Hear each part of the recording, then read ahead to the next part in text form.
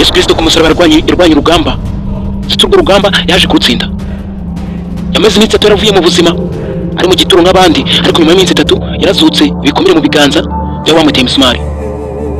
Abo yarwaniraga baravuze ngo bari kuri igisambo baraba, ariko Yesu Kristo agume kuri uwo musaraba. Abantu iteka abaturwanira ntabwo tujya tubaha agaciro. Iyo tubonye urugamba rurangiye tubirenza amaso tukabejwe niyo tukigira ngo nta n'icyo twabonye. Wagira neza wakura nabi, twebwe ikiremwamuntu nuko duteye. Ino nzira yacu imiragana mu mva, imiragana mu irimbukiro, aho urukundo rwose rwadakajwe n'agaciro. Ibi ngibi n'ujya ubyibuka ujya ukomeza witeho, kandi umenye ko urugamba ugomba kurwana ku giti cyawe. Nagufasha kugihari muri twe, aho nabigisha ijambo ry'Imana bakatwigisha ibyo Yesu Kristo yakoraga. Bigira intumwa z'Imana bakikira abahanuzi, nyamara ibintu bakora ntaho bihuriye n'ibyo bahanura. Abakobwa baratwara amada, dore imbaraga mu nsengero zirimo zirongerwa n'amafaranga, abakene barimo baricazwa inyuma, abakene bakicazwa imbere mu byubahiro bihambaye, kandi mu gihe cya Yesu Kristo abantu bose barareshyaga. Ariko icyo ngicyo si ikibazo. Tekereza neza ko ibi bikora ari byo biteza imbaraga umurinda abarwanya Yesu Kristo ndetse n'abarwanya ikiremwamuntu muri rusange, nk'uko byanditswe. Ukora ibintu byiza ubaha imbaraga Yesu Kristo. Nubwo urugamba rurangije reka cyarurwana, kuko abamuhigaga naho bagiye, byose byabaye bizinesi, nta rukundo nabo muntu bugihari. Abenshi turimo tuba duhangana tumeze nk'abishimisha, naho turabikuye ku mutima. Ibya cumi ndetse n'amatura pasiteri babidukuramo mu mbaraga, bitaba ibyo ngibyo tukerekezwa inyuma, tukimwa agaciro. Ibya Kayisari ntabwo bikiri ibya Kayisari, ahubwo byabaye iby'abakozi b'Imana. Ubundi iteka urukundo nirwo rwari rukwiye gutuma dukomera, tugatera imbere mu byo dukora, tugafashanya. Ariko ngubu nta bigihari. Ibintu byose tubikora nk'aho ari umuryoshyo, tumeze nk'aho turimo turakinisha Imana. Twahinduye ipupe, amashusho yacu yose dukoze tugerageza gutunganya Imana nuko tuyibona, nyine nk'uko tubizi, undi ntabidanje. Iki kiganiro bakituye bw'isi mugikurikirana ku Imomo Media, ndetse mwebwe mwakoze subscribe ku Imomo Media, ndabashimiye kubw'inkunga zanyu mudutera. Wewe utarayikora ndagusabye ngo ukore subscribe, ukande kunzogera kugira ngo tujye tubana muri izi nkuru. Ubundi nk'uko mubizi, isi dutuye n'abagabo benshi b'inkorokoro bafite imitima ikomeye, ariko iteka iyo turimo tugenda dukwepa ibihe by'ibizazane, tugenda duca inzira nziza. Ntabwo wacana ubizi neza ko bahagutegeye, nubwo yaba ariyo nzira bugufi kugeza iwawe, uremera ukazenguruka ukajya guca kure, ariko ugaca mu nzira ifite umutekano. Yesu Kristo yaje mu isi abizi neza ko aje mu rugamba, kandi urwo rugamba azarutsinda, ariko akarutsinda anyuze mu nzira zikomeye. Bakamutera imisumari mu biganza, bakamubamba. Nubwo twebwe bese twamugambane tukibwira ko turimo turamuhima, ariko yavuye mu ijuru abizi ibyajemo. Niyo mpamvu ibyo yakoraga byose yabikoraga atuje, ari umugabo w'intwari akomeye, agakora buri kimwe, agakora kandi byinshi bitashoborwa n'abantu benshi bari batuhize. Isi yarituwe n'abatunze benshi kandi bakomeye, yarituwe n'abami benshi, abami bahambaye bafata imyanzuro ku isi. Yesu Kristo yari yisanzemo, udakeneye kumva izina yarimo ariyita. Kuryita cyane nibyo byatumye azira, ndetse no kwigisha ijambo ry'Imana. Isi yasanze mu bizazane bikomeye, isi yasanze iri mu ntambara, isi yasanze irimo abaturage bakandamizwa, ariko nabo bakandamizwa mu minsi mike yari amaze. Bahise bamwanga kandi bamwanga umwuka.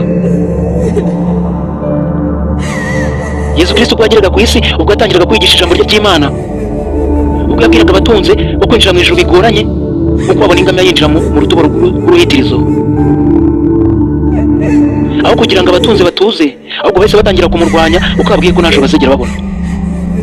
Kugeza na n'ubu muri aka kanya, aho kugira ngo duhungire ku rugo ubutunzi butugera mu bihe bibi, ahubwo tubihiga nabi, nubwo byadusaba kujya mu kanwa k'isi, nubwo byadusaba kujya mu mwobo tukajya guhiga, nubwo twatwara ubuzima bwa bagenzi bacu, abo tubana ndetse n'abo duturanye, ntabwo byaba bitureba. Cyambere ni ukubona amafaranga, ukabona ubutunzi, ukaba umugabo ukomeye, mu nsengero ukubahwa, aho unyuze hose bakagutinya, aho unyuze hose bakameneka amaboko. Ariko mu gihe kizaza nawe nta hazaza ufite. Yesu Kristo ubwo yavugaga ngo ufite amakanzu abiri utayifite, umuhanga mu guhakana iby'Imana atiriwe avuga nta n'ikintu akoze kandi gihambaye, yaricara atekereza, asanga ko kujya mu rusengero bisaba kuba wambaye agakote keza, agakweto keza, ukagenda watebeje n'agakaruvate, ngo nk'uko mubyumva ijambo Yesu Kristo ryavuze ryo gutanga ikanzu imwe mu mafite abiri yayiteshejwe agaciro. Muri aka kanya wambara neza ukanegereza ukagenda ugaragara neza, abakubonye bakagutinya kuko wambaye imyambaro ihenze. Udatinyuka guha mugenzi wawe, ariko nk'uko ubizi ahazaza hawe si heza. Yesu Kristo agira mu isi,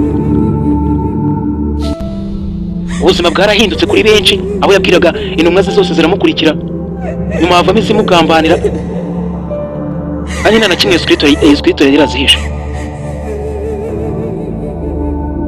Niba mubizi neza ibyo Imana yakoreye Sodoma na Gomora, ubwo abagabo baryamanaga n'abagabo bagenzi babo, abagore bakaryamana n'abagore bagenzi babo, ibyo bita ubutinganyi ubungubu bireze. Uba bizi neza igihe Uganda n'Ubwongereza bwari bwarafatiye ibihano ndetse na Amerika, Perezida Museveni yari yarahakanye ko ubutinganyi bubera mu gihugu cye, uyimye uburenganzira abatuye igihugu cye, inkunga zinjiraga mu gihugu barazihagarika, aho nta muganda wari wemerewe kwinjira muri Amerika kuko yahakanye ubutinganyi. Isi irimo irarangira kandi irimo iragana mu irimbukiro. Ubuzima turimo turagenda tububura, turimo turagenda twibagirwa Yesu Kristo. Amateka yacu arimo aragenda aba mabi, ibisekuru byacu ntawe ukibyibuka. Abakobwa bariyambika ubusa ku mbuga nkoranyambaga, ubusambanyi bureze, ubwicanyi nuko. Ibyo ngibyo mbibonye ntacyo mvuga, icecekera nkacungana n'izamu ryanjye kuko mbizi neza ko njye nari intungane. Ubyumva nkanjye azajya afata akanya yicuze ku Mana, ayisabe imubabare ibyo bicumuro byose yacumuye kuri uwo munsi, kuko nawe ubwe ntabwo yabona abikira. Bamwe muri twebwe tuba dushaka kubarizwa mu nsengero kubera ibyo dukoramo. Imirimo yacu ihagaze ntabwo twazongera gusubirayo. Umupasiteri uguhagarara imbere akagusengera, akuzura imyuka akaguhanurira, ibindi byinshi byose bikaba, iby'amanyanga byose akabikubwira, ndetse n'ibyo ukora akabikubwira, ibitari n'ibyo ukuri nabyo akabikubwira. Umunsi ibihembo byabuze ntabwo yazagaruka kukwigisha iryo jambo ry'Imana akubwira ko arimo arakwigisha. Yesu Kristo niwe waje mu isi, aza mu isi nta bihembo. Uko yaje niko yasubiyeyo, usibye ko yasubiye mu ijuru asubiranye y'inkovu mu biganza, mu birenge, ariko ubwiza bwe no kwera kwe mu mutima yabisubije iwabo mu ijuru. Ese wowe aka kanya urimo urasenga ukumva ko Imana izaguha buri kimwe, wowe hari ikintu byibura ukora mu buzima bwawe? Wowe wahaye ugenda umutaranga, wakubikije ibanga ntabwo wabasha kuribika. Abenshi tujya gusenga tugira ngo imyambaro twaguze ni shyashya bayibone, tugaragare nk'ibitangaza bajya badutinya. Icyubahiro cyari icy'Imana, ariko ngo twarakiyambuye nitwe dushaka kukiha. Niba utubashye Imana ngo uyubahe, wubahe mugenzi wawe, nahise irimo iragana. Pasiteri agara mu itorero akajya areba abakobwa beza, umupasiteri akareba abasore beza, nyuma y'amateraniro bakaza guhurira mu tubari runaka bakaryamana. Umupasiteri arimo arakwigisha, arakubwira ngo ntukanyitegereze cyane, urebe ibyo nkora ngo ibyo ugenderaho, kuko uyu ntazakugwisha. Nuko kwigisha arabyizeye neza ko ibyo yigisha ari amanyanga, ibyo akora nabyo nta kwizerwa kurimo. Ariyo mpamvu ugomba guhitamo ubwami dutuyemo. Muri iyi si igihe uzayivamo umwuka ugushizemo, uzaba usigaranye ubwami bubiri. Ubere mwiza wo mugendana, ubere mwiza wo mwavukanye, ubere mwiza wo mubana mu rugo, ubere mwiza wo musengana, ubere mwiza nawo mudasengana. Ntabwo ari ngombwa kugira ngo werekane ko urusenga kandi ugasenga cyane. Wajya wicara ugarusa by'andi madini werekana ko iryo senga ari ryo ry'ukuri.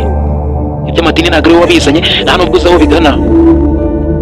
Usibye kuzabona iyi si uyibamo ukanayivamo, nuko uzayivamo, ko wayijemo ni nako uzayivamo.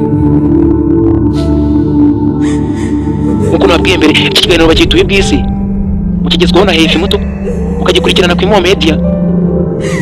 Ushaka gukurikirana izindi nkuru nyinshi zizasohoka, ndakwifuriza gukora subscribe bw'ibyiza biri imbere. Ufite inyunganizi watwungura, watwandikira muri comment.